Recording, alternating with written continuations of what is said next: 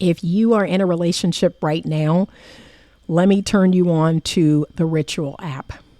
You are going to schedule your one-on-one session live with your clinician every week.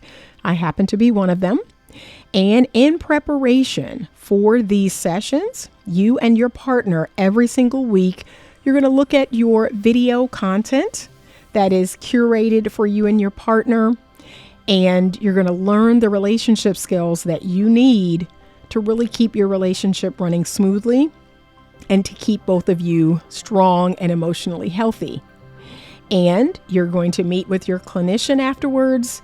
You're going to take the assessment. You're going to do your journal prompts and take the assessment so your clinician can find out how you're doing and how things are going in your relationship and the areas that you may need to get stronger in. But Ritual is an absolutely amazing app. It's going to help keep your relationship on track. It's going to give you that curated time with your partner every week to work on your relationship. And so I want you to check out the link at the bottom of this video and click on it, and you will get 20% off of the Ritual app. You also have the opportunity to message your clinician in between sessions. So you can also do that. But it is an absolutely amazing tool, a great modern day tool for couples to keep their relationship strong and healthy. So check out the Ritual app today, and don't forget to use my link to get 20% off of your first month of Ritual. And if you'd like to work with me, please let them know you're interested in working with Anita Stoudmire. Good morning, and it is late in the morning, but I had client appointments, this morning until 12 noon. My 11 o'clock appointment did not show, so I thought I would jump into today's teaching early. It was my intention to do a teaching live or a teaching video, and it is about a subject that I have been talking to a lot of people about. It's all about toxic shame. So we're going to talk a little bit until my next session, all about toxic shame. So what is it? How does it show up? Because I personally believe, and the therapy community will confirm this, that we have a lot of people suffering today with toxic shame. It is a direct response to some of the traumas that people have experienced. Good morning, Alta. I thought it was afternoon. Good morning. Okay, so we're going to talk a little bit about toxic shame. We're going to talk about what it is, how it presents itself. We're going to talk a little bit about how to heal it. Okay? Toxic shame. I got my notes. Whenever I do these teaching videos, I usually have my notes, okay? Because there's so much that I need to remember. I can't remember it all. But toxic shame, it's a feeling of worthlessness. It can occur when someone internalizes negative treatment. It can occur as a response to trauma. It's usually a childhood response by your early caregivers. And so people internalize being treated negatively, right? We think that how people treat us must say something about our worth and value, and it does not. So we've talked about that quite a bit on my platform. Okay, so someone internalizes negative treatment from others as a belief about themselves. It can be especially damaging during childhood or adolescence. Okay, toxic shame can be different from other types of shame in a few ways. So the intensity of it, right? We feel so intensely, so strongly that how people treat us is about our worth and value. It's how we should feel about ourselves. This is where people struggle with self-worth. So people who struggle with self-worth, there's some toxic shame in there. They've been mistreated or abused by others. And so now they identify with that. That must be, how I should be treated. That's why they put up with the nonsense that they do. Self-talk. So how you talk about yourself, what you believe about yourself. So it can lead to this constant negative inner dialogue, okay? Thinking that you're somehow a bad person, or You're stupid. You can't get anything right. Why do you say that? Why did you do that? Constant questioning. And then it can be harmful psychologically, and it can get down into the body, into the nervous system. You can have all kinds of physical somatic responses because of toxic shame. So feelings of anger, feelings of self-disgust, and other negative emotions that get down into your body. And then I don't know if you know this, but the mind, the body, all of those things, the emotions, they're all connected. So a lot of physical ailments that we have are in response to our thoughts, in response to our emotions, in response to this toxic shame. So if you struggle with chronic pain, if you have a lot of people who have fibromyalgia, this unexplained pain, it's a trauma response. So the book, The Body Keeps Score, there are traumas and wounds and things that we go through that get deeply absorbed in our subconscious and our nervous system, and they come out in these physical ailments, these physical pains.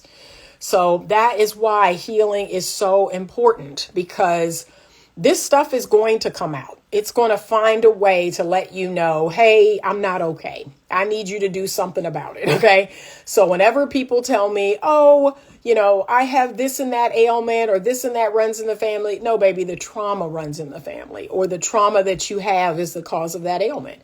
And once you do the work in healing that, you will magically somehow, you will be the one person in your family that doesn't suffer from that particular ailment. You have got to do that emotional work. Okay. All right. Some characteristics of toxic shame include a negatively impacted sense of self, ongoing feelings of inadequacy, and avoidance of future shame. Okay, so we're going to drop down and I'm going to give you some more. So constant self-criticism. You've internalized the criticism of others and you're much harder on yourself. So there's no self-compassion, okay, or self-forgiveness. Perfectionism. So people who are perfectionists, they truly believe that they can avoid shame, they can avoid criticism by doing everything perfectly. But we all know that there is no such thing. There is no doing everything perfectly. All right, Sherman _3XS bought a badge. Thank you so much, Sherman. I appreciate you. Thank you. All right, let me go back real quick before I keep going and just look at your comments. All right. X manipulation is toxic shame, deliverance, humility, and teachable spirit. Integrity of character. Loving that fan speed. Oh yeah, that fan is being cut off. I have to cut my fan off because, believe it or not, even me seeing it in the video, it's distracting me. So I have to turn my fan off. Somatic responses, learning new stuff. Okay, good morning, Joyette Velasquez. Good morning. Your makeup is beautiful. Just complimenting. Thank you so much. Okay, there we go. I'm being rebuked and I'm learning. Great skin melanin. Thank you. Thank you. Okay, now we're caught up. All right. All right. So perfectionism, that's where we left off. What a lot of you all don't realize is if you suffer from perfectionism, it's because you believe that you can somehow avoid being criticized. And baby, as long as you breathing, as long as you living, there is no such thing. What works for one person will not work for the other. What one person likes, the other people don't. Me personally, I don't give a fudge about y'all. I really don't. I don't care what y'all think. Okay, I don't care what y'all think about me. I have already made up my mind about that. So that's why I don't need to be perfect, because I've already decided that what other people think about me doesn't matter. And that's one of the solutions I'm going to give you at the end. So that perfectionism, low self-esteem, okay? You've been taught that other people don't value you, so you don't value you. All right. But remember, we don't base our worth and value on other people.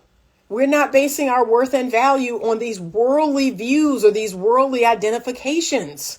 Okay. That, the fact that I'm over 35, I'm not worthy of getting married, or I'm not worthy of a good man. I'm not worthy of a high value or quality man because, oh my God, I'm over the hill. Like, that's ludicrous, y'all. Come on. It's absolutely ludicrous. It's just ridiculous. The fact that people are buying into this is hilarious. Okay, another sign is depression and anxiety. So the trauma you've experienced, whether it's in childhood or adolescent or young adulthood, it makes you more susceptible to depression and anxiety. Okay, so you're going to have all kinds of mental health challenges. Procrastinating. Now this one is mine. Okay, this one right here. This is specific to me. Procrastinating. You believe that nothing you do will ever be good enough, so you put off doing it to avoid the negative feelings you'll inevitably feel. I will say this. I'm a constant chronic procrastinator, right? I would not necessarily say that's why I procrastinate, but I know it comes from some shame in there. It comes from some anxiety in there of, there's even, how about this? There's even some anxiety about being successful. I, for a long time, had anxiety about being successful. Like, okay, so I jump in and I finish this book and it becomes a wild success. Like, then what?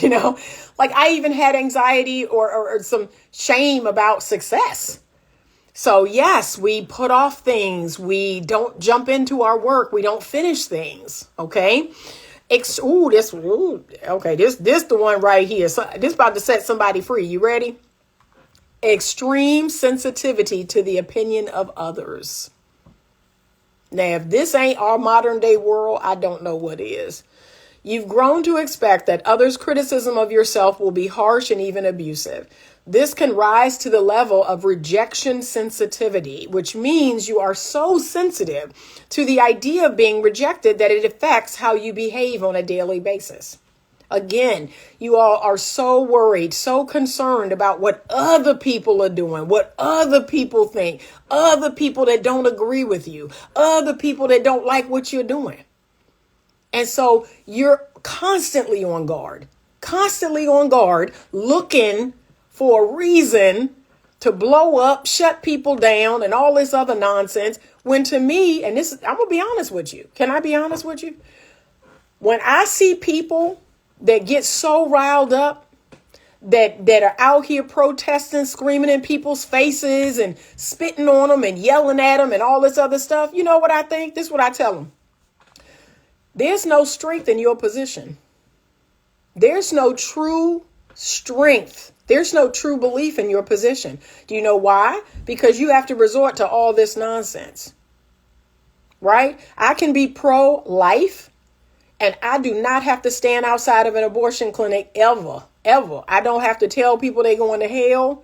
I don't have to, try to make them feel bad or shamed or blamed or I don't need to do any of that. My position is firm. I don't need to abuse others. I don't need to scream and yell and tell people they're going to hell. Like, my position is pretty solid, right? I can sit across the table from a person. Yeah, that's my position. And they can talk to me about it all they want, and they can talk about rape and what about instances of rape and instances of incest. And I'll listen. I don't ever feel the need to jump up, to scream, to yell, to cuss them out. Never, because my position is strong. My position is strong. But to me, people who have to resort to the foolishness, people who have to resort to the nonsense they're doing when they're out in public and just being crazy, in my opinion, being absolutely crazy. Your belief is not that strong. You are not solid in your belief, because if you were, you wouldn't need to do all that. Okay. And then too, how about this? My self-esteem is so high, so strong, that it can allow for others' opinions. It can allow for other people's beliefs. It can allow for different beliefs other than my own. But the fact that you are so fragile and so sensitive, and oh my God, I'm trans and I need you to call me by this. I need you to call me by these pronouns. And if you don't, I'm just going to fall apart. I don't know who I am because you won't call me by these pronouns. Okay, I got to stay off that topic because I'll get all riled up. I will get all riled up on this live because y'all know I'm tangential, y'all. Y'all know I go here and we're over here and then we go back to here, and we're supposed to be talking about toxic shame. So I'm going to come back. But in my humble opinion, in my clinical opinion, you believe what you believe, right? You have your reason for believing it. You stand on it. You do not need to change other people's belief or ideology. You do not need to scream and yell and tell them they're horrible people. And stop using the blank phobic. Stop saying blank phobic. Phobia, let's look it up. Because like I said, I like to be, y'all know, I like to be clinical. I like to be actual factual. Okay, because I be speaking and y'all be saying, what's the facts on that? Or okay. Phobia. Anything that's blank phobia. You ready? An extreme or irrational fear of or aversion to something.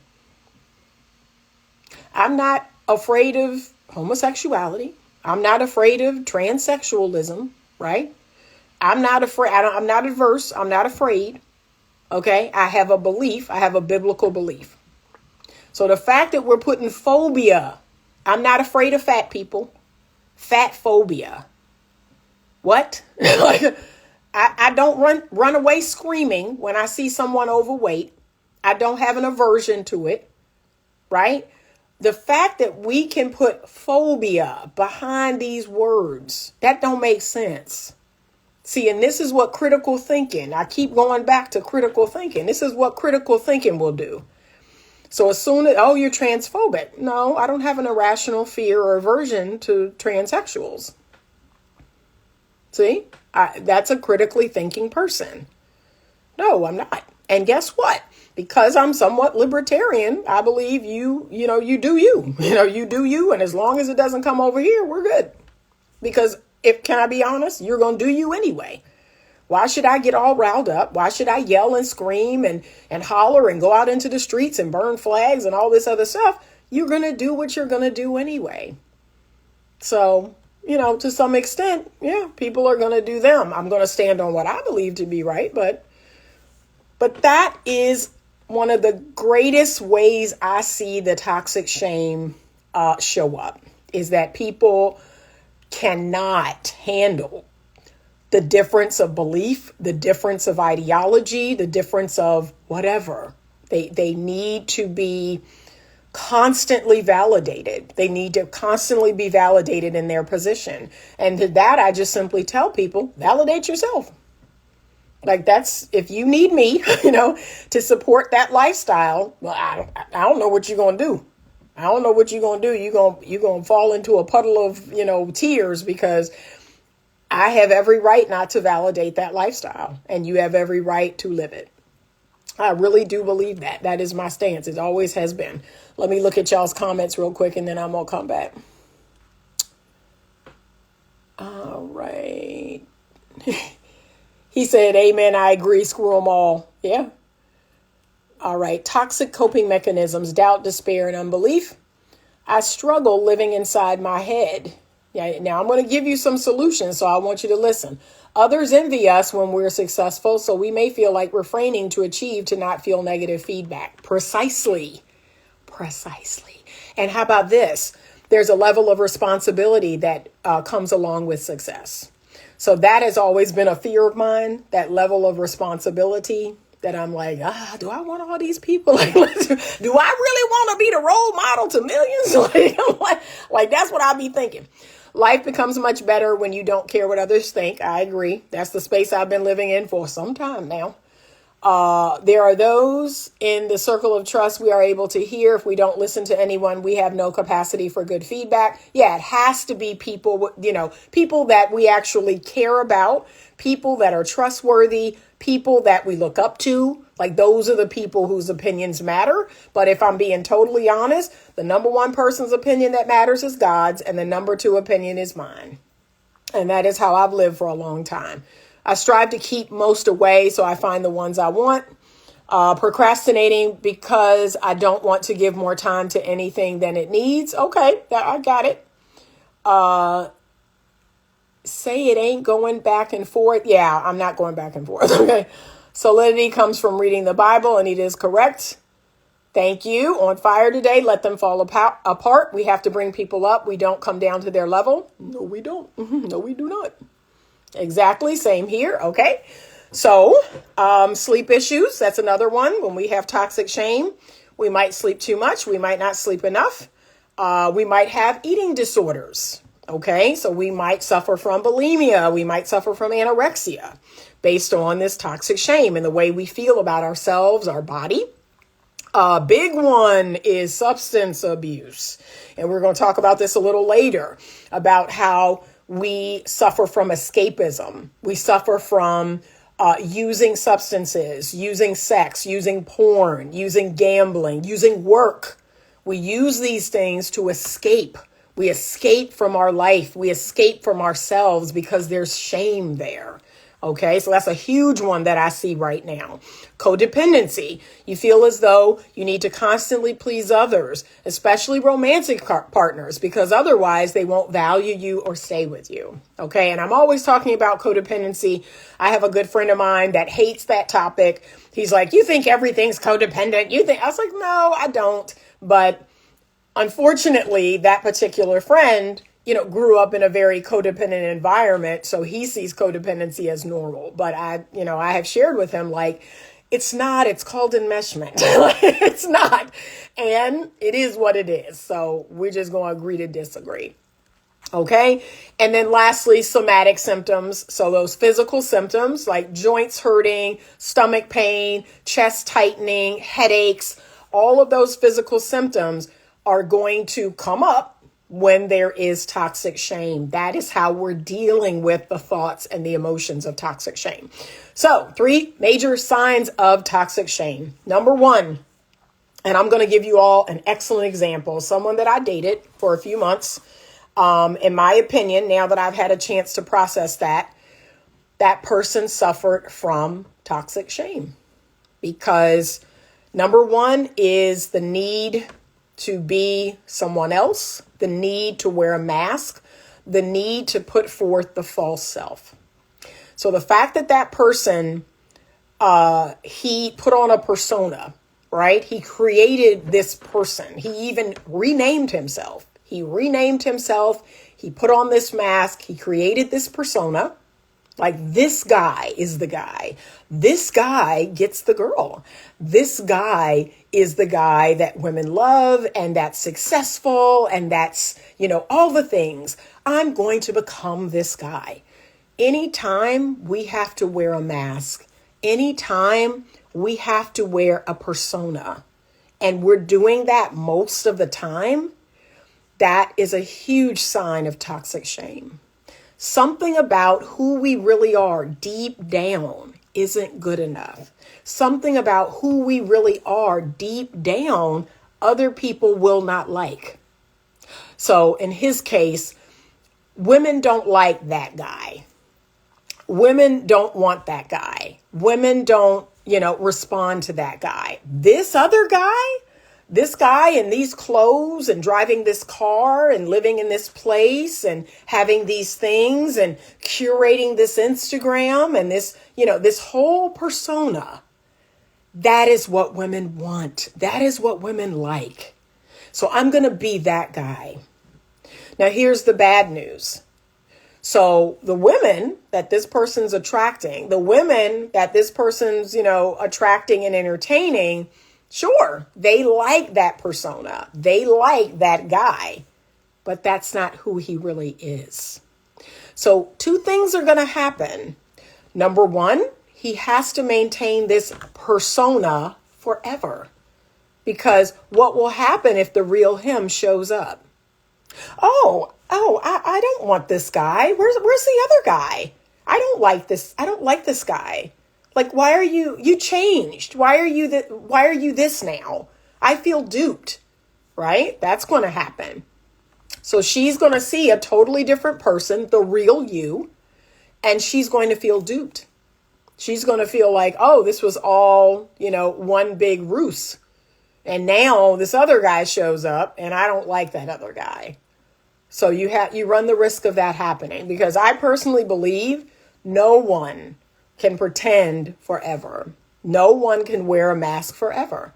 There are things that are going to happen in life that are going to reveal who we really are.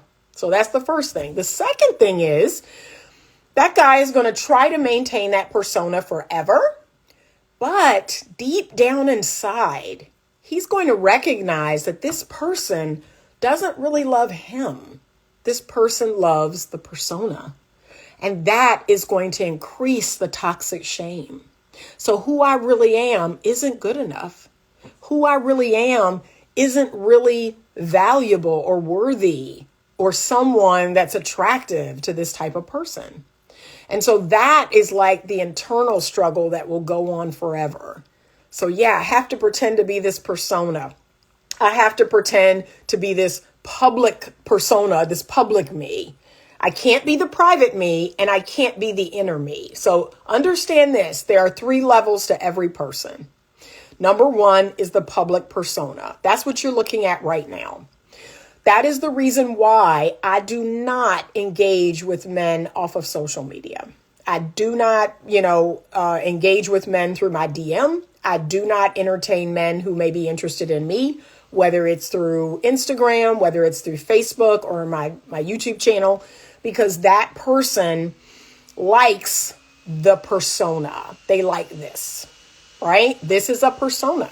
This is my public persona. Second level is my private persona. Who knows that person? My children, my family, my close friends, my best friend, right? That is my private persona. Those are people who I've known for a long time. They come into my home, like they've seen the good, the bad, and everything in between, the ugly, the times when I'm sick, when I'm hurt. That's my private self, okay? Now let's go even deeper. Number 3 is my inner self. Very few people know that, Anita. Very few people. I believe if you're married, your spouse should know the inner you. They should know the real you. They should know your fears, your faults, your failures. You should be able to be vulnerable with them. That's a part of your inner self. But any man that reaches out to me through social media, this is what he hopes to get all day, every day. This is what he's looking for. And that is my public persona. That is not me in private. That is not the inner me. Okay, if I can be so honest, when I was, engaging with this person, that was the problem. They like this. They like the public persona. That's why they were interested, is the public persona. And then as we got to know each other better, I became my private self. He was still his public persona. His persona was on all the time. He was that public persona, that Instagram person. He tried to be that all the time. Whereas I then fell into my private self. Like, okay, we're going over each other's house. We're going traveling together. We're doing things together. Okay, now you're going to see the private me, right? Now, he may have thought, okay, wait a minute. This isn't as fun as the public persona. This isn't as talkative. This isn't as interesting. This isn't as sexy, right? But that is my private self. I am not a 24/7 chatterbox. I am not, turned on and sexy and, all the things all the time. That is the private me. So I'm willing to kind of shed all of that, because to me, that is what real relationship requires. We have to be willing to shed that public persona, what you all like to call the representative. We have to be willing to shed that. And we have to become our private self. And then if we really go there, we have to become our inner self. We have to share our deepest, darkest secrets. And I did try that. I actually tried that with this guy. I tried to give a few glimpses of the inner self me. And there was a lot of running away from that. There was no reciprocal sharing. There was some sharing when the private me showed up. There was some level of vulnerability or some sharing. But when the inner me showed up, that's when the running started. That's when the pulling back. That's when that shameful side of themselves says, oh no, I can never show that side of myself. I can never be who I truly am. I could never express some of my deepest, darkest inner thoughts. I could never do that, because guess what? you won't like it. You won't love me. You won't like that person. And I deeply desire to be liked. That's what toxic shame is. I must be liked and approved of by you. And so if I show the real me, you won't like it. You won't approve of me. That's unacceptable. Okay. Alta says, I run from men who only want to connect virtually. It screams superficial, fake, and disingenuous. Agreed. Like I do not, interact with men through the DM. I don't, because I'm like, okay, you know my persona. You know me as this. And there's a whole lot more. For the most part, I am introverted. For the most part, I'm quiet. I am in my thoughts most of the day. However, because I have a very public business, because I have a public platform, because I'm a therapist, yes, when I'm sitting in front of clients, this is what you're going to get. But take all that away. Go to the house with me. Spend a whole weekend with me. And you're going to be like, oh, wow, not a lot of words were spoken. like there was a lot of reading. There was a lot of walking. There was a lot of taking the dog to the dog park or walking the dog. There was a lot of time spent in the garden. Like there was a lot of quiet time sitting out on the back deck, feeding the squirrels and the crows and the chipmunks and reflecting. There's a whole lot of reflecting and meditating and praying and Bible reading. That's the private me. And the inner me is, revealing who I am through eye contact, revealing who I am through touch. That is the inner me, revealing who I am by being vulnerable, right? So a lot of people can't handle that. They're not interested in that, but they love your persona. So please be careful about that. Okay, Sherman says, you are fine, but this was good opening up about your own experience. Yes, I wanted to be vulnerable with you all and share that, yes, I suffer from procrastination. I suffer from, what was the other one? Having anxiety around success. Yeah, those two things, right? There's some anxiety around a level of success. There's some anxiety around a level of prosperity. There's some anxiety, there's some procrastination there. Right? It's almost like I'm trying to put those things off, but I really need to lean into them. That's what I've been told recently by my coach.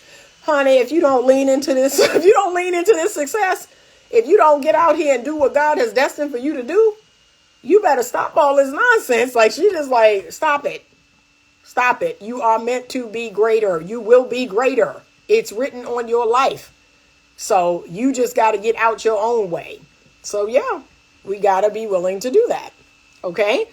All right. So the first major sign of toxic shame is the false self. We feel like we have to put on our persona and we have to wear it all the time. Because remember, you won't like me if you really got to know me. Okay. Deep inside of me is fill in the blank. Number 2 is the escapism into fantasy, into substances, right? Alcohol, drugs, into pornography, into sex, into workaholism. That might sound familiar. So for those of us who don't want to be criticized by people, don't want to be rejected by romantic interests, we may throw ourselves into our work. We may become workaholics. We may look at pornography. We may throw ourselves into the conquest of having sex with multiple people, right? And having these hookups. Hookups is a sign of toxic shame. That is the clearest sign ever of people who suffer from toxic shame. A hookup is what?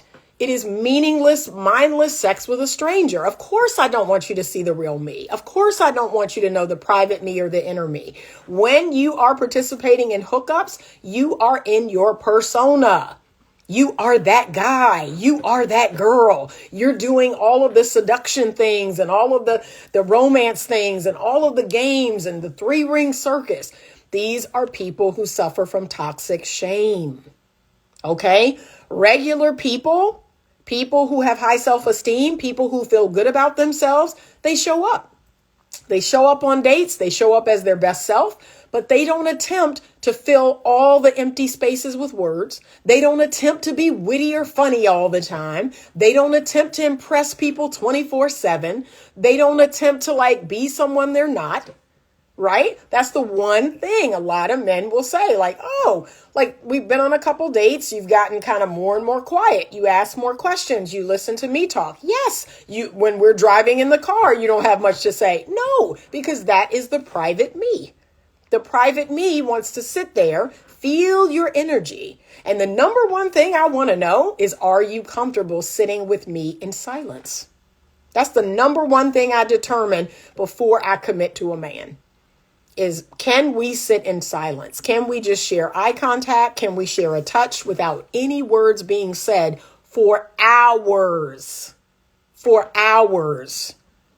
We are literally within each other's essence. We're in each other's energy. And no words are being said. If a man has to just chatter away the whole time, if he can't keep his mouth closed, you're trying to keep me from feeling you. You're trying to keep me out of you. That's what you're doing. And this gentleman did that. It was constant. It was almost like, well, what's wrong with you? You're not your online self, because that's my persona. That is not the private me. And that is definitely not the inner me. The inner me, if you want me to be honest, I could sit up here in my room, in my office. I'm outside in my room now. My office is back there. I could get set up in my office. And if my kids weren't here, if nobody, I could be in this room, in this office for a week, for an entire week. I could not talk to anyone, not go anywhere. That's the inner me. I love me. I love being in my thoughts. I love being in my creative space. All my juices flowing. I love it. I can't get enough of it. Like when I tell you, when nobody's here and it's just me, I mean, my mind is going crazy with ideas. I'm writing. I'm physically writing in my journal. I'm typing out stuff. I'm adding chapters to my books. I'm working on new course ideas. I'm looking up stuff. Like, I love me. I love who I really am, which is, I don't need to be on all the time. And most of the time, I'm not on. Like, I'm not on. I spend an hour a day on social media, managing my social media platforms. An hour. That's it. Because the rest of the time, I'm quiet. I'm working with clients. I'm writing. I'm doing administrative stuff, business stuff. No, this is a persona. Okay? But the escapism.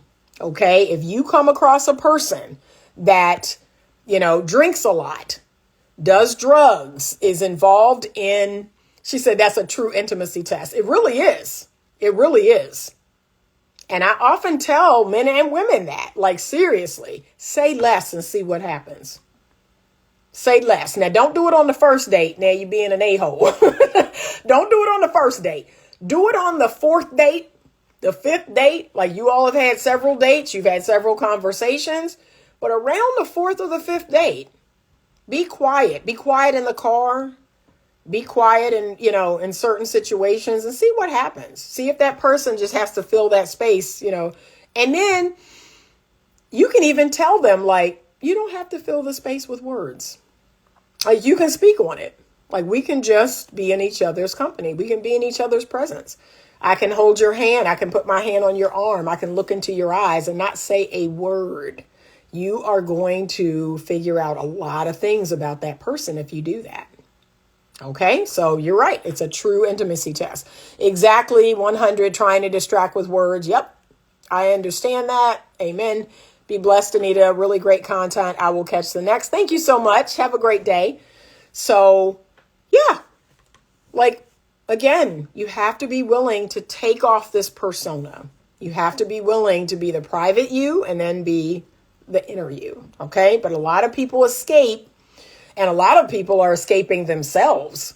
They're not only escaping others, but they're escaping themselves. They're trying to get away from the toxic shame by using substances, using porn, sex, drugs, alcohol, work, gambling, all of the things, all of the vices, eating, binge watching television. Yeah.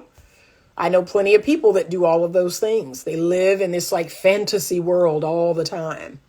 And those people who are totally different on vacation than they are in real life.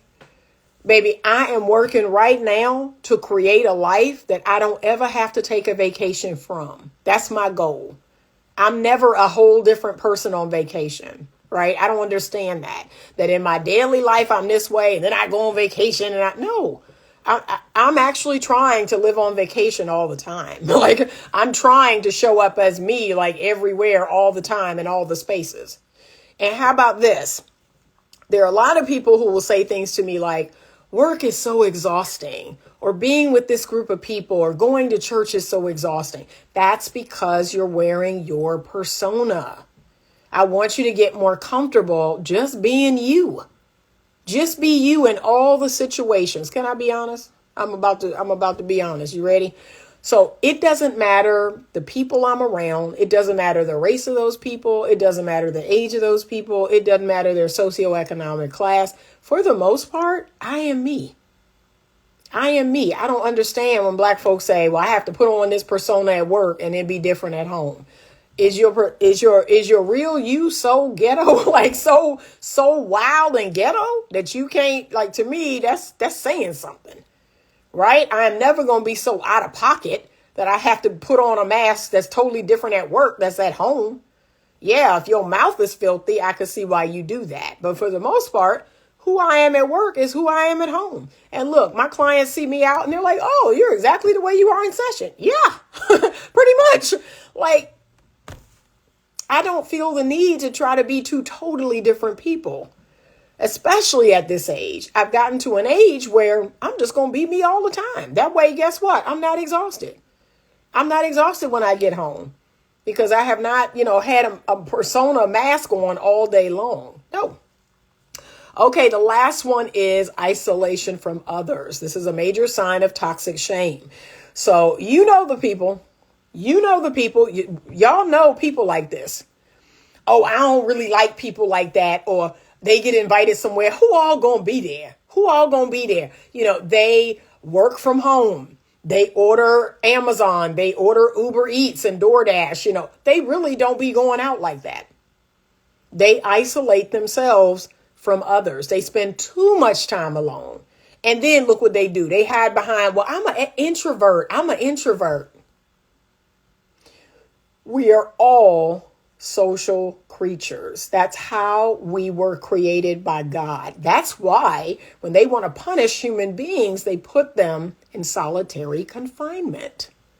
Human beings were not meant to live life alone. That's why you were born into a family system. You were not raised by a robot or by a machine. You were raised by a family.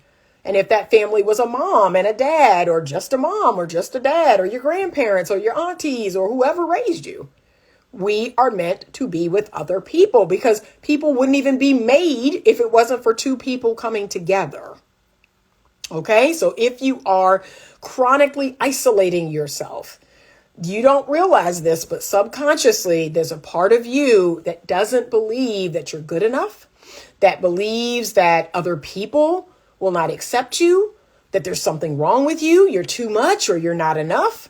And so you know what? Here's how I can avoid all of that. Here's how I can avoid all of that rejection, all of that pain. I'll just stay away from people. I'll stay in my bubble. I will order everything I need. And I never once have to deal with another person saying this or doing this or treating me like this or whatever. Yeah, that isolation from others, that self-isolation. Okay. So we talked about public persona. We talked about private self, inner self. Here is the rub. And this is what a lot of people, so we're in this toxic, what I consider to be very toxic individualistic society, where it's all about self-love. It's all about self-worth and self. Like we got to focus on ourselves. We got to love ourselves, right? But here's the truth of the matter. You get to know who you really are when you are with other people. Other people are a mirror to you. They are holding up a mirror. And so here's the thing that we don't realize, and I'm guilty of it, right? In my mind, I'm coming across one way. In my mind, I believe myself to be this set of traits. I am this. It's only when I interact with another person and they experience me as this. And I'm like, that doesn't line up to this. Like, that's when the rubber will meet the road. That's why the greatest work on yourself, the greatest inner work, is when you're in relationship to other people. That is where the healing is. So when I talk about attachment wounds and attachment style, guess how you're going to work on healing that? Guess how you're going to work on being anxiously attached and dismissive avoidant and fearful avoidant? You're going to go out into the world. You're going to find people and you're going to have relationship with them. And you're going to practice all the skills that I give you in those relationships. So whether that's a romantic relationship, whether that's a friendship, whether that's a relationship with family or a colleague at work, when those traits, those anxious traits, those avoidant traits come up, I'm feeling like pushing this person away, or I'm feeling like leaning in. I'm feeling like asking a bunch of questions and where are you? What are you doing? And why are you doing it? I need to practice this. And this is my opportunity to do it. I feel myself leaning in. Don't do that. I feel myself, getting anxious and wanting this person, having expectations. That's a big one for people who are anxious. They have all these expectations. Oh my God, are they going to meet my expectations? Self-awareness. Self-awareness. I'm doing it again. Now, what did Anita tell me to replace with the expectations? Being open. Okay, asking questions, asking for reassurance if I need it, getting clarity. But all of these expectations that I'm putting on this person, release that, let go, right? Same with the avoidant people. Oh God, here they come. No, I'm going to put up my hand. I'm going to push them away. I'm going to pull away. I'm going to disappear. I'm not going to communicate. I'm not going to tell them what's going on in my head. Self-awareness. I'm doing it again. And what did Anita say? Okay, I got to lean in. I got to start verbally, talking to this person about what I'm thinking, what I'm feeling. Okay, I've got to, I'm going to feel uncomfortable, but I've got to work through the uncomfortableness. I've got to work through the closeness because it's making me really uncomfortable. This is really making me uncomfortable. But notice how all those things get worked out with other people. You can only go so far in your healing all on your own. All on your own. You can only go so far. And how about this? Even the relationship you build with a good therapist, right? I'm going to confront you. I'm going to push or pull. I'm going to say something. I'm going to be a mirror. I'm going to put the mirror up. I'm going to be a mirror to you. Okay? So even that is a relationship that you can build over time. One of the greatest disappointments that I have with people who come into therapy and they're so gung-ho and, oh my gosh, I read about attachment styles, or I read about toxic shame and this and that. I'm ready to do some work. This is the thing that blows my gasket. They come into 2 sessions and they never come back. And I'm just going to keep it real. They're going to keep staying in the pattern that they're in. They're going to keep doing the same thing they've been doing. And nothing is going to change. There must be a consistent, somewhat long-term relationship with another person in order for us to do the work. These little short-lived therapy sessions and these little short-lived relationships and these little hookups and situationships and friends with benefits, that is doing more harm than good. That is not helping you at all. You have got to find a friend and hunker down. Hunker down. You know what? I'm going to work some stuff out with this person and I'm going to hang in there. I'm going to hang in there through thick and thin. And unless this person just go plumb crazy or they say something abusive or do something abusive, I'm a hunker down. Like, I'm going to go through some ups and downs in this thing and I'm going to grow. I'm going to grow. That's what growth is all about. It is in the long term. We don't talk enough about this. We want short-term results. We want to be short-term gratified. It doesn't last. It doesn't last. I've had people come into my therapy. Oh, I came for 1 or 2 sessions. I felt so good. I felt so strong. You spoke so much life into me that I left out of there and I just felt amazing. And then guess what happened? 9 months later, they come back. A year, sometimes it'll last a year. Sometimes it'll last a whole year. A year later, they come back. Yeah, I just, I'm getting them feelings again, or I'm just not confident and my self-esteem has gone down and this and that. Yeah, because it's not a magic bullet. It's not meant to last. 2 sessions ain't meant to last you forever. You have got to sit down on someone's couch for 6 months, 9 months, maybe a year, depending on how bad it is. You've got to consistently develop a relationship with that person. And that person has to put a mirror up to you. That's what regular people do. That's what coaches do. That's what therapists do. So we hang in there with you and we continue to challenge you. We continue to confront you appropriately, right? That is what is necessary. You're going to need people, and you're going to need people mirroring back to you. Okay, I get it. You say you're open. You say you're ready to love. But can I be honest with you? 9 times out of 10, when you come into the session, you're bitter. You're complaining about men or women. You're complaining about relationships. You're telling me all the talking points on social media. So the truth is, that's the spirit that you're working in. That's where your head is at. So while you think you're coming off so open and receptive to love, there is a part of you that's shut down. There is a part of you that's closed. Check yourself. But if you don't, someone else will. Someone else will check you. I have people, when I tell y'all I got people checking me, and look what I do. I have to just sit back. Like, I have to just take a step back. Oh, okay. I be saying that. Sometimes I do be negative. Like, I do be saying that. I do be thinking, and I have a fear. I have a fear of success. I do. I worry about, my business blowing up, me blowing up, and then all the responsibility. Yep. See, I self-reflect. I come back to that person. You're on to something. You make good points. Okay. So we need people. We need people. You don't need a lot of people, but you need 1 or 2 people, 1 or 2 trustworthy, compassionate, kind, good listening, willing to tell you the truth in love. You need people. You need people to do this work. So that's why we can grow in friendship. We can grow in romantic relationship. We can grow in our relationship with family or friends, even with a therapist or a coach. We can have tremendous growth in those longer term relationships. Okay. But the goal is that we're going to improve our compassion for ourselves. That's a big one. We have to be willing to forgive ourselves, and we have to be willing to be compassionate to ourselves, right? We have to tell ourselves every day, who I am is made in the image of God. Who I am is innately good, right? God don't make no junk.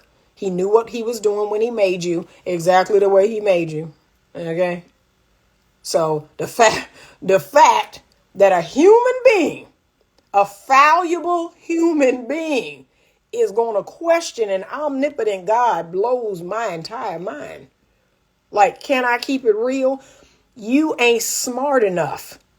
You not smart enough. You don't know enough to challenge my God, to tell my God that he got something wrong. So you done created the moon. You done created the sun. You done created the stars. You done made it so that whole human beings can grow inside of women's bodies. Okay, you know everything, right? You don't. You don't. God didn't make no junk. God, exactly the way he made you is the way you was meant to be. There's a destiny on your life that you about to throw away because you questioning God. You saying, God, you made an awful human being. You are a horrible human being. No, you are innately good. Now, are there things you can do? We all have the shadow, right? Are there things you can do to grow and be better? Most certainly. And you should do those things. You should be your best self. But here is the thing. Please, at some point in your life, this is the greatest way you're going to heal toxic shame. And this is how I did it. I integrated my shadow. I integrated the icky parts of myself, the anger, the envy, right? The jealousy. I looked at those parts of myself and I just started to integrate those parts of myself. I recognized that some of that stuff was icky, but some of it was really positive. Some of it was like the anger in me. That's what helped me to start advocating for myself. Like I would get pissed off about the way people would do me and I would get angry. But guess what? It led to me speaking up. It led to me advocating for myself. So that was a really good thing. So I started seeing the positive in all of those icky traits. I started integrating them into the good sides of me, the good parts of me. And then I just made up the decision to love it, to radically love all of it, right? All of the things physically I don't like about myself, all of the things that I think are weird, all of the quirks that I have.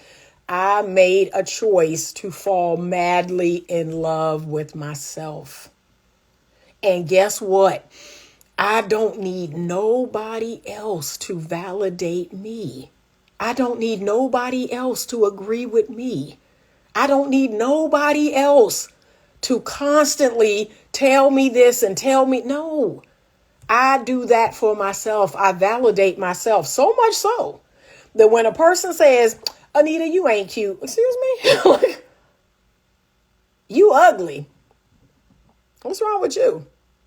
You see me, don't you? Like, what's wrong with you? Like, I literally question that person's sanity. What's wrong? You see me, right? You see me, right? So look, this what men try to do. Oh, you done hit the wall. Don't nobody want you. You too old. You're dried out. This and that and blah blah blah. I'm sorry, sir. Do you see me? Are you looking at me? Because you done lost your ever loving mind. If you don't see all of this. And is that what you think? Really? You sure? You sure that's not coming from a place of hate deep inside of your soul? You sure that's not projecting? You sure the old man in you is projecting on me? Because I see me. I see me every day. I look in the mirror every day. I see me. Other people see me. Baby, come on now. I'm not even offended anymore. I'm not even offended by men that talk to me like this. Because I'm like, are you all right? You okay, baby? You okay?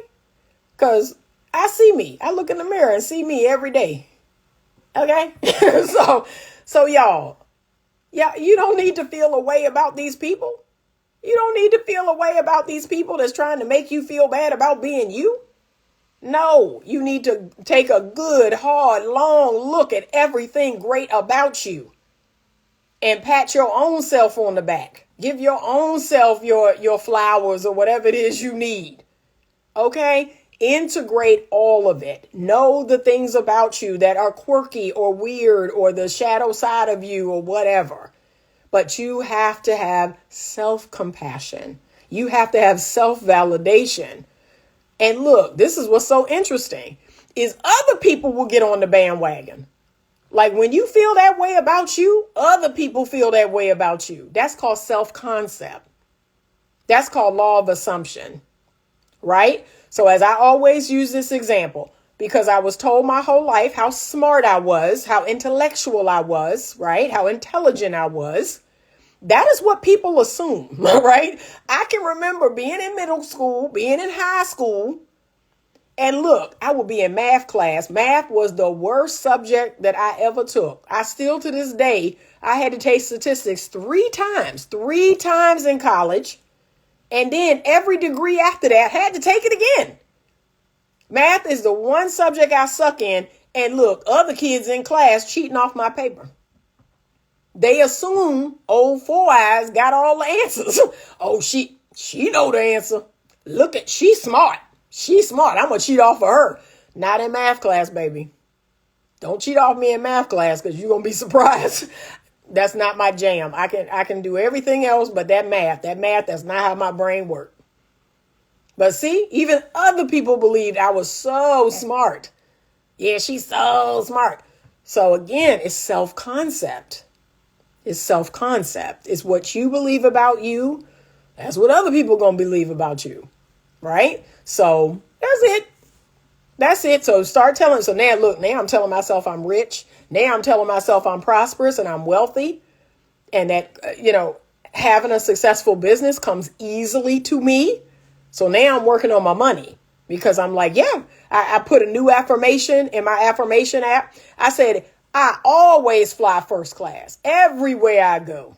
That's my new affirmation. I always fly first class. Look, and then I'm going to jump it up to, I always fly private jet. So I'm just growing and expanding. That's what I want to believe about me. All my needs are met. I always have more than enough money. All my bills are paid every month. All my debt is paid off. It's easy for me to make money. Money is drawn to me like a magnet. Okay? But you got to do this even with your self-concept, even with the idea of yourself. It's what you believe about you. So this is why I tell women, you keep attracting violent, aggressive, lazy, feminine energy, non-leading, non-working. You keep attracting these same types of men because deep down, that's what you believe you are worth. That's what you believe you should have. We cannot have something that goes against, that's misaligned with what we believe. Period. I've had one man in my entire 56 years slap me across the face one time. I was like, this is not for me. This is not what I deserve. This is not what I will ever tolerate. And that was that. Thank you, Garland, for buying a badge. I appreciate you. That was that. I did not attract another and another and another. And no, that got shut down real quick. And I had to say, oh my God, how did I get here? Because this is not Anita. This is not what Anita will ever put up with or tolerate. Same with the cheating. Once I made up my mind after my marriage, I'm not worthy of this. I don't deserve this. This is not what I will ever tolerate or accept. Never had a problem with cheating again after that. Never had another man cheat on me again. So all I had to do was change that self-concept. All I had to do was tell myself, what is my worth and value? What do I really deserve? What type of treatment do I deserve from a man? And then once I define what that is, that's how I move. That's how I move. So much so, I kid y'all not, so much so that when I go to some of these events here in Richmond, most of the men in there don't look my way. Most of the men in these events, they don't look my way because guess what they used to? They used to blonde braids. They used to neck tattoos. They used to, breast tattoos and they used to, belly button rings and they used to lashes and they used to, talking a certain way. They used to women drinking and smoking hookah. They look over at me. Nah, nah, that ain't me. That's way out of my pay grade. That's what they think. That's not me. That's way out of my pay grade. I can look across the room at Anita and say, that don't align with their self-concept. They see me as too much. They see me as high maintenance. They see me as an intellectual headache. I had a man actually say that. Oh, nah, that's too deep. That's what he said. That's too deep for me. That's too much brain power. I can't make this up. I cannot make this up. So, okay. And that works out just fine for me. I cannot be anything other than myself. And I want you to do that too. She says, Evolving Lulu says, I hope I didn't miss too much. I just came in. I've been told I look like I'm not with the BS. Yeah, good. I'm glad they know what time it is. Exactly. He says, M1_904 says, that says a lot about society. It's true.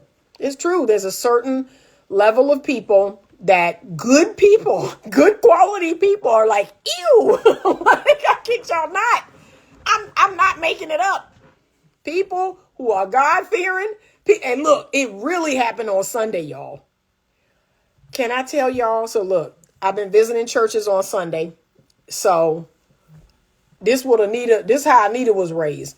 I was raised to dress a certain way on Sunday. So I never been cool with the whole casual Sunday, right? I never been cool with the come as you are and just wear whatever. Now, that's not to say I'm not shaming anybody that's come as you are. Please come as you are, right? Come as you are. I mean that emphatically. I'm just saying that my upbringing, my family, like we have a reverence for the house of the Lord, right? We have a deep reverence. So we don't do that. I always wear a dress. I always, I always look feminine, but I have on all my accessories. I always wear a dress. I always wear a low heel or a cute sandal. And, that's how I always dress in church, right? Honey, don't let me be on the way to church. Sometimes I'll eat breakfast before church, or I'll have brunch after church. But don't let somebody see me either on the way, whether I'm getting coffee, having breakfast, or after, and I'm having brunch or whatever. Or sometimes I'm just running into the store, running into Target. Oh, you must have went to church. Like you ain't never seen nobody in a dress and some heels and some earrings. like it's mind altering. It's like an alien. Like what? Why? Oh my goodness. And then some people at church will do that. Like, oh, why you get all dressed up? Because we're in the house of the Lord? Because it's Sunday? Like, because I was raised right? Like, who raised you? That's TK Kirkland's line. Who raised you? What are you talking about? It's wild. It's wild. Things that were common knowledge. I can't walk in Target after church. Everybody, why you dressed up? Why are you looking like that? Y'all, I can't make this up. Intellectual headache. Yes, I've been told you're too smart for your own good. No, I'm too smart for you. Exactly. I can always tell when you're on your way to church. Exactly. Y'all see it. I make a video on my way to church. And we are so far gone in this unholy, degenerate world that y'all have a problem with it. You have a problem with a woman dressed as a woman, dressed feminine. I can't make this up. Like there are days when I wake up like, what are we living in? What's happened? What has happened in the world? It's really sad, y'all. But yeah, these men in Richmond, can I be real? They're not interested in me. They said, nope, that's way too much. That's way over my, that's way out of my price range. That's way out of my intellectual capability. That's just too much for me. They have said it. But then I'll go to the little spot. It's a little day party spot. It's called Harry's at Hoffheimer. I'll go to that little day spot every now and again because a good friend of mine who's part of the group that is a part of the group that runs it, they run it or whatever. They promote it, the promoters. And so I'll get this invitation from him every week. Hey, come out to this. And then now they got one on Wednesday and now they got one on Friday. So it's like, when are you going to come to this? Baby, I don't come to that because nobody in there is fitting who I am. Nobody in there is interested in who I am. It's like a fish out of water. So I come to this event. You got all these women that look a certain way, and look, they be 40 plus. 40 plus year old women with a crop top, with the tattoos out, with the nose ring, with the tongue ring, with the navel showing, right? Then they got a tight pant on the bottom. So they got the crop top, they got the navel ring, they got the tight pants on the bottom, they got the little, and they 50. They 50. And let's add to the visual. You ready? The body ain't 25. The body ain't 25. So imagine a typical 50-year-old woman, right? She got the blonde braids, or she got the colored braids, or she got the weave, and she got the nails, and she got the hair, and then she got the crop top, and then she got the low cut, and then she got the tattoos everywhere, and then she got the piercings, and she got the navel ring, and you got the visual? You got it? You got it? Okay. So you got a lot of those women, all in the place. Then here's the visual for the men. Now they over 52. They between 40 and 60. So they got the beard gut. They got the beard. They got the beard gut. They got the beard. They have the mustache. They have the sunglasses. They have the baseball cap. They have the earring. They have the jewelry. They have the jersey, the sports jersey, right? They have the pants that are kind of right on the behind. They got the Gucci belt. They got the tennis shoes, right? I just want to make a visual of the men that are there and the women that are there. And then you got me. Okay? Like I'm the odd person out. This fits with this. I don't fit with that. Okay? So you got that type of man. You got this type of woman. And they are interested in each other. I show up. Sometimes I'll take a friend of mine. And so we're in like what I consider to be nice, older people, classy clothing, right? And we look weird. Everybody's looking at us like, what the hell? Like, why are y'all? Who great grandmama, right? I have on a pair of slacks. I have on a pair of heels. I have a tank, and then I have like a jacket on over it. And people are looking at us like, we somebody's great grandparents. Because we're not 50-year-olds dressed like we're 20. So it's just it's a wild scene. It's an absolute wild scene. The next time I go, I'm going to take some video. I said this to my good friend. I said, I'm going to take some video and I'm going to show people what's happening here in Richmond. Okay. I'm going to show people so they can see, because y'all be thinking I'm playing. I'm not playing. And these people are between 40 and 60. That's the age of the crowd that go to the day party. And in there dancing and drinking and smoking hookah and, yelling at each other and all that. Then they get to line dancing and all that. And it's like, number one, the music is so loud. You can't have conversation with anybody. You can't get to know anybody and actually converse because the music is loud. The lady who's hosting it is screaming. And it's like, what are we doing? Like, what is this? Every time I go, it's like I regret it. Why? But like I said, my friend invited me, so I feel bad. But I just want to give y'all a visual. Just understand that if you are actually a person of class, of style, I'm just telling you, you don't fit. You don't fit in a lot of these places, okay? You just don't fit. Okay. They be looking like hip hop grandpa. Yep. It's crazy. It's crazy. They be looking like, yes. She said crop top showing their muffin top. Yep. And she said, sounds like we're having the same experiences. Yep. I kid you not. I kid you not. I've watched women in church in an ill-fitting 2 sizes too small and a bodycon dress. Do you own a mirror? Y'all. Like y'all know. Y'all know modesty isn't appreciated anymore. Nope. They literally think something's wrong with me. How dare I not show my yitties? How dare I not show my behind cheeks, my butt cheeks? Like, what did you not? One man, this is a true story, y'all. You ready? One man had the audacity. He walked up to me one time when I was at Harry's at Hoffheimer and I had gone by myself. And my goal was, I'm going to do a drive-by. I'm going to come up in here. I'm going to find my friend, say, hey, how you doing? And there was some other people in there I knew. Hey. And then I'm out. I'm going about my business, right? So I said 30 minutes, 40 minutes at most. I went up in there. I was looking for my friend. This dude came up on me and said, what you doing in here? Or what did he say? What you doing in here? Something. I didn't know him. I said, excuse me? He's like, you look like you falling in the wrong place, or, call himself being smart. I was like, sir, bye. Like, what? Like something's wrong with me. It's weird. I'm telling y'all, it's beyond weird out here.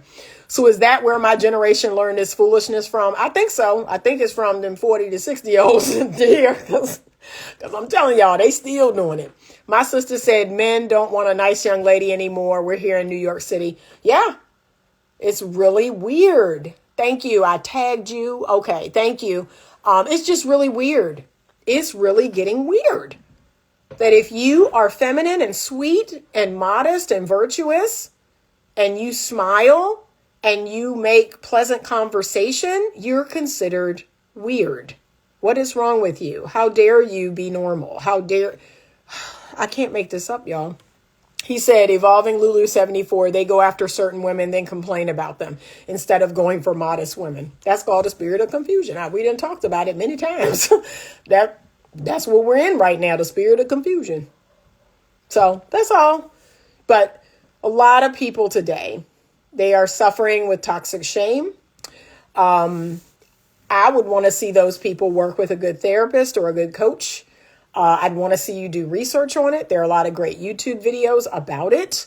But strengthening your, love of yourself, your self-acceptance, so radically accepting yourself, being compassionate, having good friends, having good relationships, good family relationships, a good romantic relationship can help, right? But being able to no longer define yourself by what everyone outside of you thinks. Like at some point, you've got to sit down with yourself and you've got to decide, like, this is me. This is who I am. This is what I'm about. And whether people think it's cool or not, right? So none of that stuff that happens at these day parties or these evening events that I go to, none of that takes me off of what I'm on at all. It doesn't move me in the least.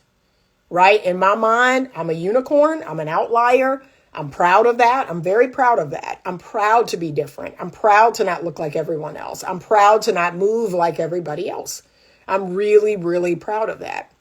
So these people, what's wrong with you? Why are you here? You look like you're in the wrong place. That doesn't move me at all. That doesn't move me off my spot, not one bit.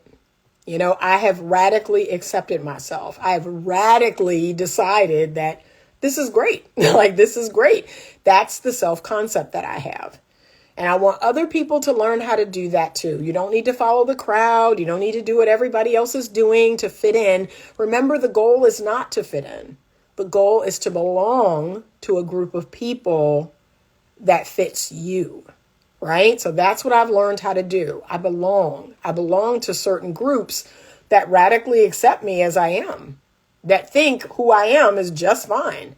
That's what I want people to learn how to do. But the biggest part of the toxic shame is people not being able to accept other people's thoughts and opinions and different ideologies. And if it doesn't line up with you, that's a big sign that a person is suffering with toxic shame. And again, I see it a lot in the alphabet community. I see it a lot, with trans people, like, you've got to call me this. You've got to accept this. You've got to validate my experience. No, I don't. No, I don't. That's for you to do. And you need to get stronger in your experience. That's my response every time. I love having conversations with people in that community because I'm not going to disrespect them. I'm not going to resort to name calling. I'm not going to resort to, any tactics that's going to make them feel bad about themselves. I don't need to do that. I'm very clear about my position. I'm very clear about what I believe. It's the same with people who are pro-choice or anything else that people are supporting. Like, oh, and I think kids should be able to transition. Absolutely not. I'm very firm in what I believe, y'all. I've never hid that. Absolutely not. Right? And I don't need to scream or yell or call you names or spit on you and cuss you out or do any of that. I'm very strong in what I believe. I'm very strong in my position. And I'm okay having a healthy conversation with other people who disagree with me. Right? That doesn't offend me in the least. That doesn't make me feel less than in the least. And that's one thing our society really needs to work on. All right, the number of dirty looks I get from some Black women when I simply hold the door open for them is priceless. They look so annoyed. And that's on them. That's just ignorance. Anita, I saw a sister in an interview say that if you're ladylike and feminine, some Black men will eat you alive. She looked so hurt when she said it too. And unfortunately, I've experienced that. What kind of man tried to bully and antagonize a feminine, kind woman? Remember, that says more about him than it says about you. Now, one thing I do teach women, and this is what I teach women in my coaching program, you are going to be feminine regardless, right? I'm not going to become masculine with a toxic man or a man who's aggressive. No, I'm still going to be feminine. But what I am going to utilize is the ability to just not engage, the ability to leave him alone. That's what feminine women don't understand. They want to go toe to toe with these toxic men. They want to go toe to toe with these aggressive men, with these men who are out to use them. Oh, I'm strong enough to do X, Y, and Z. Leave them alone. Leave them alone. I don't mess around when it comes to my self-esteem. I don't play around. I don't play with people. I don't think, I don't have such a big ego that I think, oh, I can play with fire and not get burned. No, I don't play with fire. As soon as a man shows me that he doesn't appreciate my vulnerability or my femininity, I leave him alone. And that's what I keep encouraging men to do. Men keep coming back and pushing back about leadership and, oh, some women don't want to be led. Stop dealing with them. That's the answer. Stop dealing with them. Okay? He says at Garland Stillwell, I'll hold that door anyway because that's how I was raised. Exactly. You have to be you and understand that not everyone will appreciate that. Not everyone will dig it. Not everyone will understand it. Not everyone will even want it. Like, it blows my mind when a man chooses a different woman other than me, and then I see the woman he chose, I'm like, okay, You have that. But here's what I want you to understand. That man doesn't believe he's worthy of me. It says something about him. I have to go to this other woman, the woman I described at the daytime party. I have to go to blonde braids. I have to go to crop top. I have to go to belly button ring because that's as far as I believe. That's as far as I believe I can go. Anita is way up here in my mind. Okay? Way up here. Anita is going to cause me to grow, and I don't want to do that. So I'm going to go with blonde braids. I'm going to go with caterpillar lashes. I'm going to go with 55-year-old crop top wearing, tight pant having.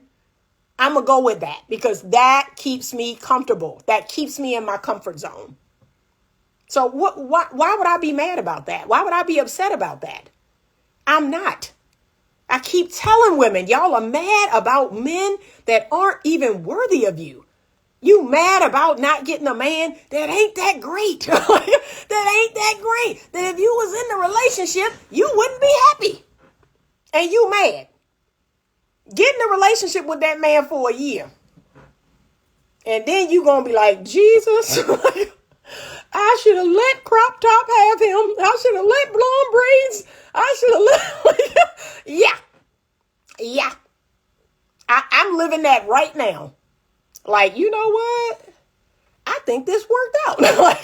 I think this situation this worked out. I didn't see it at the time, but this situation worked out exactly as it should have. That headache that person is experiencing right now with this person, that I was like, why don't this person want me? I'm like, oh, okay.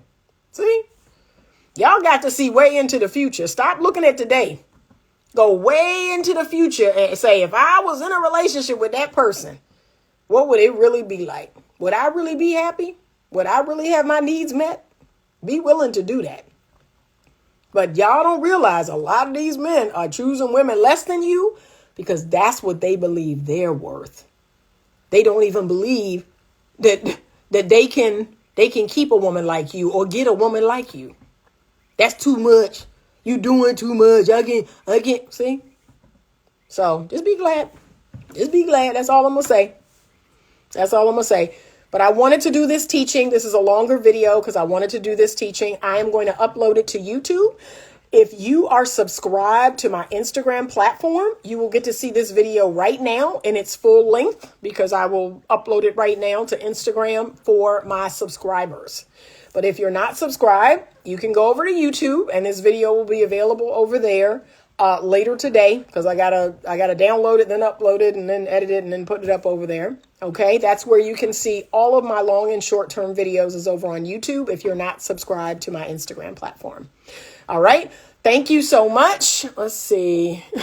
She said, or on the opposite end, they'll go for the homely looking woman who they'll probably repeatedly cheat on and make outside babies with because she'll stay. I've experienced that. Ooh, Lord. I can't. Blessings. Thank you. So have a great day. I wanted to share this training, this teaching. I think someone here is going to get something from it that they really need. If you're coming in late, please check it out on YouTube. Remember, if you're watching this on YouTube, please do me the biggest favor and subscribe to the channel. I am growing the channel and hoping to take it to somewhere and beyond. Like the video, that gets it in the algorithm. That's how other people find the video. And share it. Share it with anyone you think could benefit from it. Simply Marlena says, a male friend I used to have chose the hot-footed loudmouth girl over the wifey he had an opportunity to date. He is screaming bloody murder now because he chose what was easy. Yeah. See how it all works out in the end? So, yep. That's what I truly believe now. I'm not mad. Go on with her. Go on with her. And then trying to spin the block. I'm good. But see, I don't be where they left me. So they spin the block and can't find me. So some of y'all need to learn that lesson too. Don't be there when they come back. Okay? All right. Have a great day. Thank you so much. And as always, stay open to love.